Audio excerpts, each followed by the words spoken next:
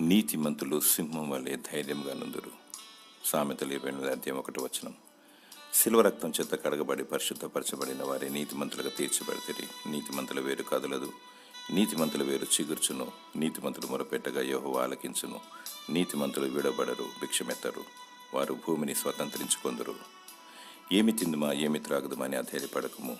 ఆయన నీతిని రాజ్యమును మొదట వెదుకుము. నీతి నివసించు రాజ్యమును కోరుకొనుము.